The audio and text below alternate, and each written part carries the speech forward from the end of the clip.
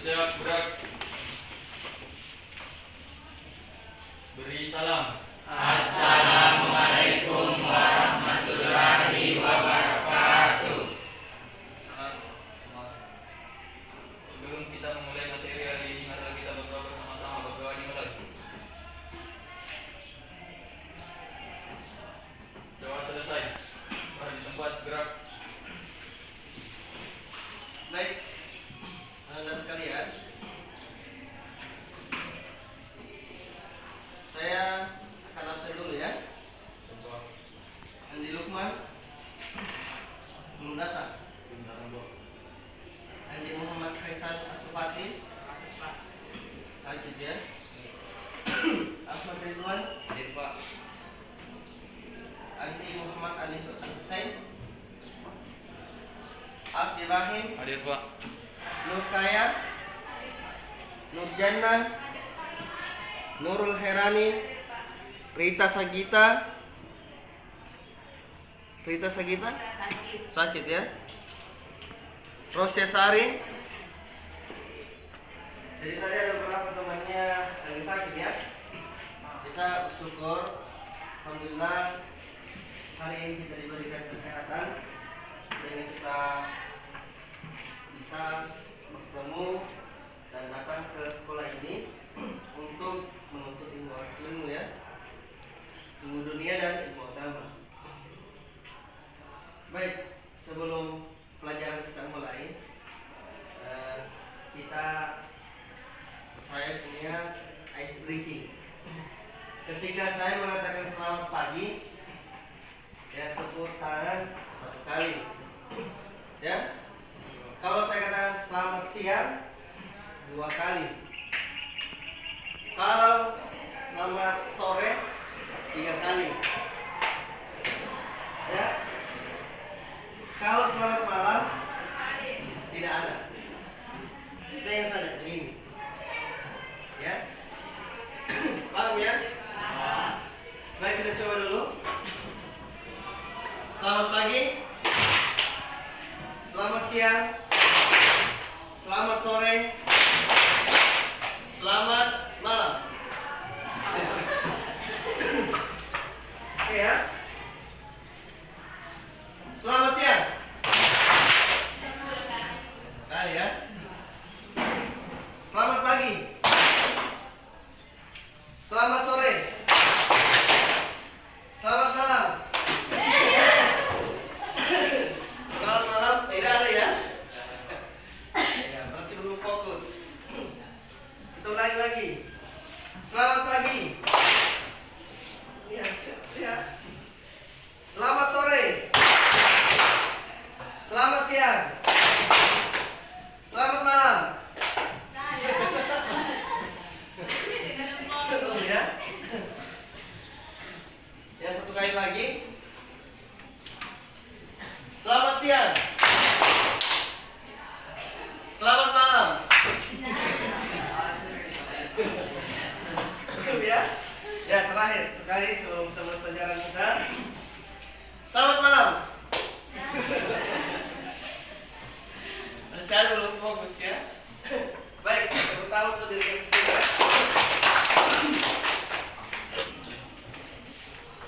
Baik, anak-anak sekalian. Hari ini kita akan pelajari tentang prinsip-prinsip dasar peta dan pemetaan. Ya, anda sekalian pernah mungkin ke suatu daerah, ya.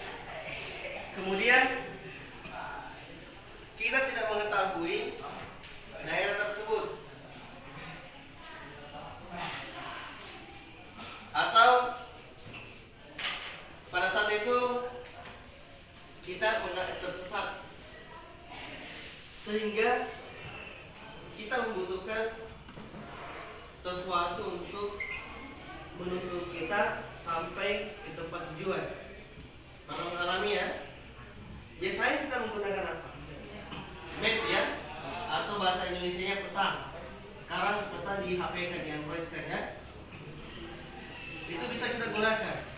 Cuma di dalam peta-peta itu ya ada beberapa informasi-informasi yang harus kita dapatkan sehingga kita mampu atau bisa sampai ke tujuan.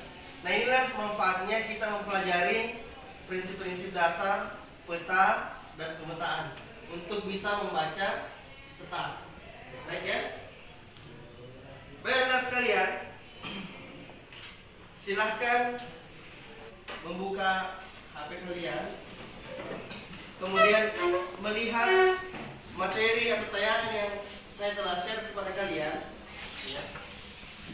Bisa berupa bacaan yang kalian cari di internet, bisa juga berupa tayangan yang telah saya share kepada kalian ya. Baik, silakan Anda untuk membuka dan mempelajari, memahami isi dalam tayangan tersebut.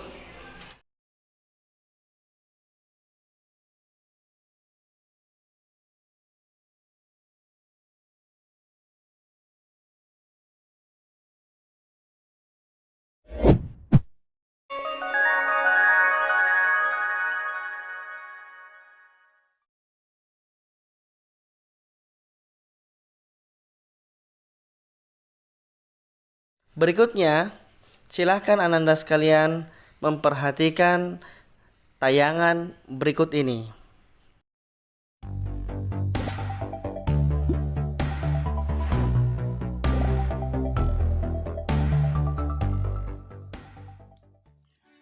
Assalamualaikum warahmatullahi wabarakatuh. Anak-anakku sekalian, berjumpa lagi bersama Bapak dalam video pembelajaran geografi.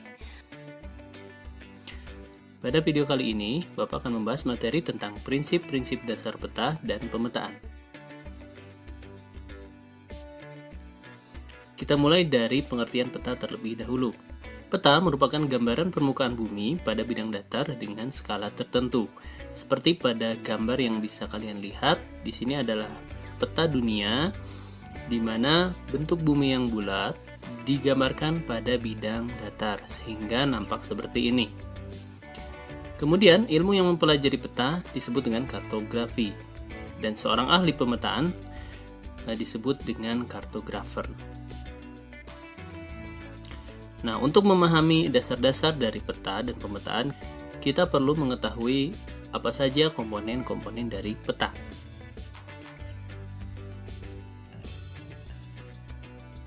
Terdapat 9 komponen peta. Ada judul peta, orientasi, skala peta, simbol peta, legenda, garis astronomis, inset, lettering, sumber dan tahun pembuatan. Mari kita bahas satu persatu.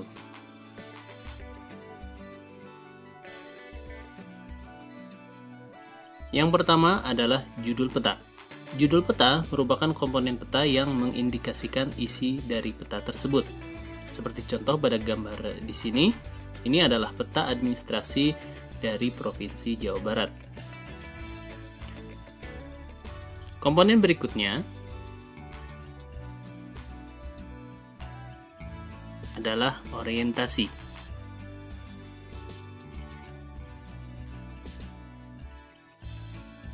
Orientasi adalah merupakan arah mata angin, ya, di mana arah mata angin ini, arah utara selalu menuju ke bagian peta paling atas.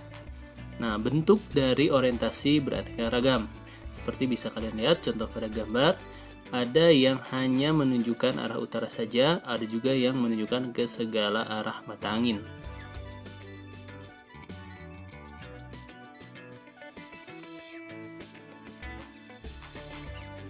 Komponen yang berikutnya adalah skala peta.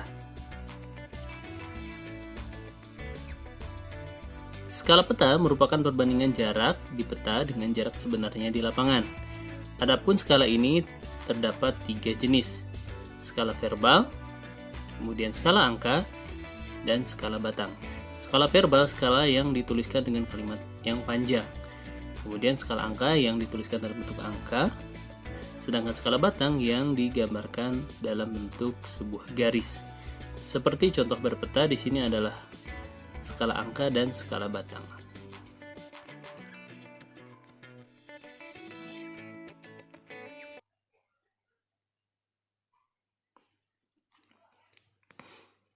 Komponen yang berikutnya adalah simbol peta. Simbol peta merupakan tanda yang mewakili kenampakan sebenarnya di lapangan. Seperti contoh pada peta, di sini terdapat beberapa simbol. Ada simbol rel kereta api, simbol jalan tol, kemudian simbol sungai, lalu ada simbol danau atau waduk, kemudian ada simbol ibu kota kabupaten, dan simbol kecamatan.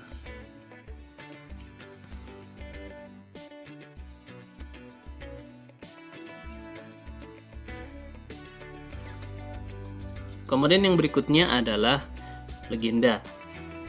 Legenda merupakan keterangan dari simbol yang ada pada peta. Nah, masih terkait dengan simbol. Simbol ini terdapat beberapa jenis. Ada simbol titik seperti contoh tadi kota kabupaten, kota provinsi. Lalu simbol garis seperti jalan, sungai, batas administrasi. Lalu simbol warna ini seperti kedalaman laut ataupun ketinggian tempat. Nah, legenda ini menjelaskan keterangan dari simbol yang ada pada peta, sehingga memudahkan untuk pembaca peta memahami arti dari simbol-simbol tersebut.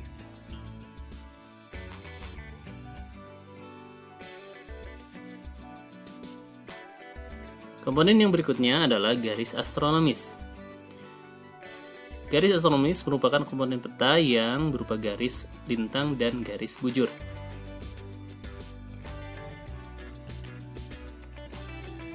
Komponen berikutnya adalah inset atau inset peta.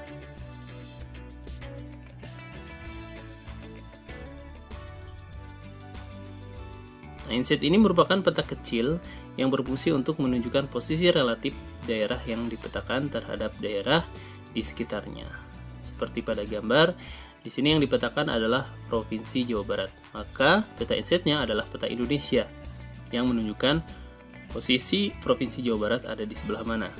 Dalam peta inset ini ditandai dengan kotak warna merah.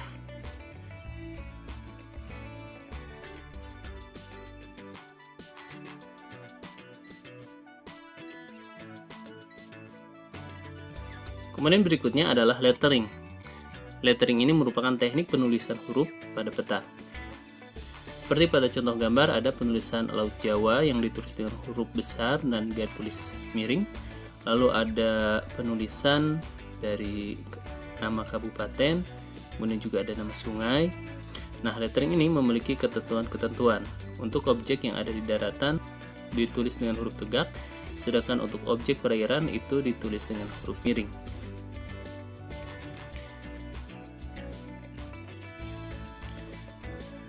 Dan komponen yang terakhir adalah sumber dan tahun pembuatan peta.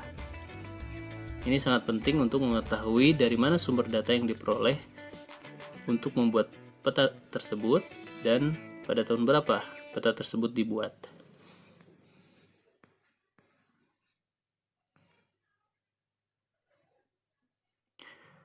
Nah, itu adalah komponen-komponen dari peta. Selanjutnya kita ke proyeksi peta. Perlu kamu ketahui bahwa salah satu proses pemetaan adalah proyeksi peta, yang merupakan cara pemindahan garis paralel dan garis meridian dari bidang lengkung ke bidang datar. Proyeksi peta ini sangat penting untuk mengurangi distorsi atau penyimpangan dalam proses pembuatan peta. Terdapat 3 syarat dalam melakukan proyeksi peta, yaitu conform, equivalent, dan equidistant.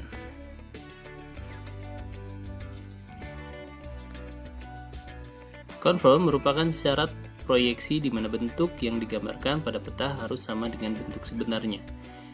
Bisa kalian lihat di gambar, peta tersebut merupakan contoh dari proyeksi yang memenuhi syarat conform, di mana bentuk dari setiap pulau atau benua itu memiliki bentuk yang sama persis dengan bentuk sebenarnya di lapangan atau di kenyataan. Kekurangan dari proyeksi conform ini adalah semakin jauh dari garis khatulistiwa atau semakin ke kutub utara dan selatan, ukurannya menjadi semakin besar. Artinya dari segi ukuran distorsinya sangat tinggi. Namun dari sisi bentuk sangat menyerupai bentuk aslinya. Kemudian ekuivalen merupakan syarat proyeksi di mana perbandingan luas daerah yang dipetakan harus sama dengan luas sebenarnya. Nah, bentuk pemetaannya seperti ini. Jadi, jika diukur antara satu benua dengan benua lain, luasnya itu akan sama dengan luas sesungguhnya. Hanya bentuknya ini jadi tidak sesuai. Proyeksi seperti ini sangat cocok untuk menghitung luas dari sebuah daerah. Dan yang terakhir adalah equidistant, merupakan syarat proyeksi di mana perbandingan jarak pada peta harus sama dengan jarak sebenarnya. Bentuk pemetaannya seperti ini. Jarak dari satu titik ke titik lain itu akan sama dengan jarak sesungguhnya di lapangan. Misalnya di sini diukur dari titik kutub utara ke berbagai arah di permukaan bumi, maka jaraknya akan sama dengan jarak sesungguhnya di lapangan. Hanya di sini bentuk benua, bentuk pulau itu tidak akan sama dengan bentuk sebenarnya. Nah, jadi setiap syarat proyeksi memiliki kelebihan dan kekurangannya masing-masing. Nah, adapun proyeksi menurut bidang proyeksinya itu dibedakan menjadi 3. Ada proyeksi silinder, kemudian proyeksi kerucut, dan proyeksi azimutal. Oke, sampai di sini dulu untuk video pembelajaran kali ini. Terima kasih atas perhatiannya. Sampai ketemu lagi di video pembelajaran berikutnya. Akhir kata, wassalamualaikum warahmatullahi wabarakatuh.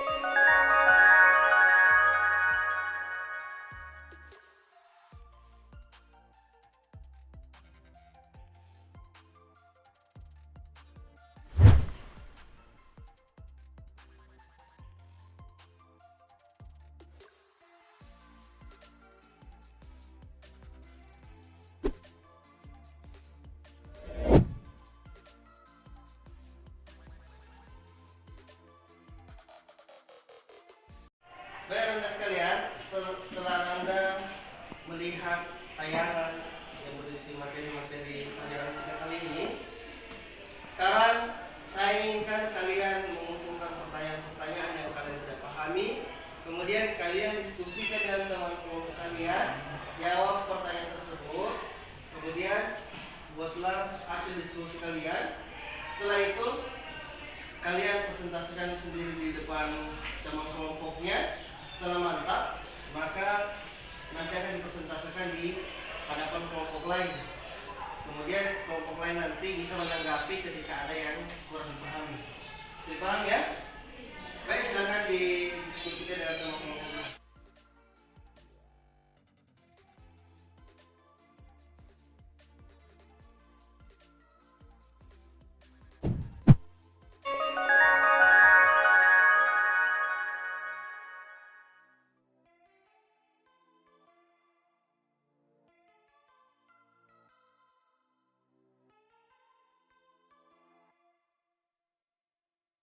Assalamualaikum warahmatullahi wabarakatuh. Waalaikumsalam warahmatullahi wabarakatuh. Selamat pagi. Jadi berdirinya saya di sini, saya akan membacakan hasil diskusi kelompok saya dari prinsip-prinsip dasar peta dan pemetaan. Seperti yang kita ketahui bersama bahwa peta merupakan gambaran permukaan bumi pada bidang datar dengan skala tertentu. Ilmu yang mempelajari pemetaan adalah kartografi, sedangkan seorang yang diakui ahli pemetaan disebut dengan kartografer. Assalamualaikum warahmatullahi wabarakatuh. Selamat pagi. Saya perwakilan dari kelompok saya ingin menjelaskan sedikit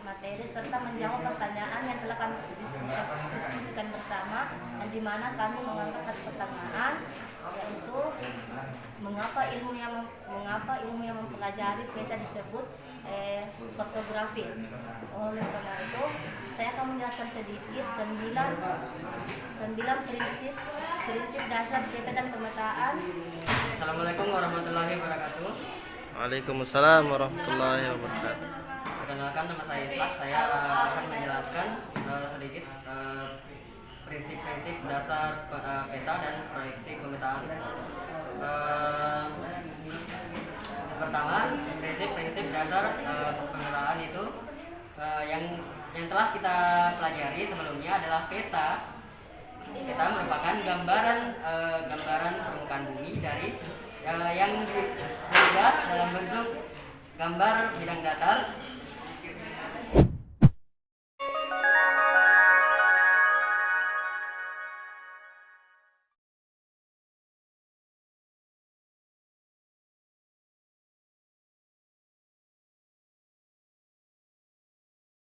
Rekan-rekan sekalian, tadi teman-temannya sudah memaparkan hasil diskusi kelompoknya. Sekarang kita akan simpulkan pelajaran kita kali ini ya. Ada yang bisa menyimpulkan? Ya silakan.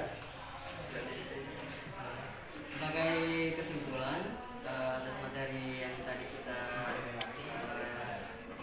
pelajari, untuk memahami peta, maka kita harus dapat memahami komponen-komponen peta, dan untuk menggambar peta kita juga harus memahami 3 teknik menggambar pada peta, yaitu menggunakan proyeksi, kompor, equivalent, dan equidistant.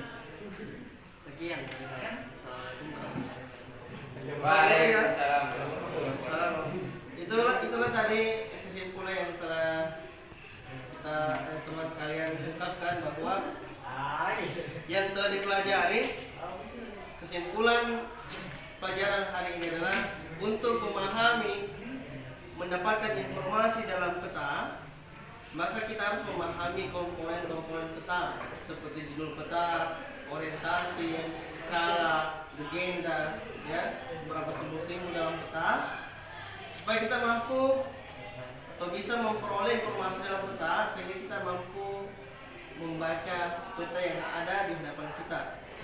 Kemudian teknik menggambar peta, ya, teknik proyeksinya ada proyeksi confirm, kemudian equivalent, dan distance ya.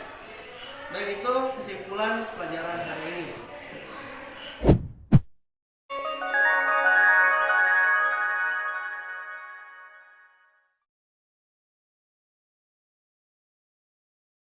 Baik, sebagai penutup pembelajaran hari ini, Bapak inginkan ada satu temannya untuk merefleksi pembelajaran hari ini. Ada yang bisa merefleksikan pembelajaran hari ini? Baik, silakan Ishak merefleksikan pembelajaran hari ini. Refleksi pembelajaran hari ini adalah kami semua telah mempelajari prinsip-prinsip dasar pemetaan. Pada pembelajaran hari ini juga saya sangat merasa senang karena mendapatkan ilmu baru tentang peta dan pemetaan, dan saya juga senang karena diberi kesempatan untuk tampil memaparkan materi di depan teman-teman. Baik, itulah refleksi dari teman kalian ya, bahwa hari ini mendapatkan pelajaran baru tentang peta. Ternyata untuk mempelajari peta, mendapatkan informasi dalam peta, maka kita harus memahami komponen-komponen peta. Itulah prinsip dasar peta.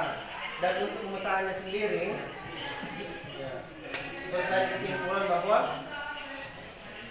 harus memperhatikan 3 teknik, ya. Salah satu dari 3 teknik yaitu teknik proyeksi confirm, kemudian equivalent, dan distance ya. Baik, itu pembelajaran kita hari ini, dan insyaallah pertemuan berikutnya merupakan pembelajaran tentang pembuatan peta ya. Sekian pembelajaran hari ini.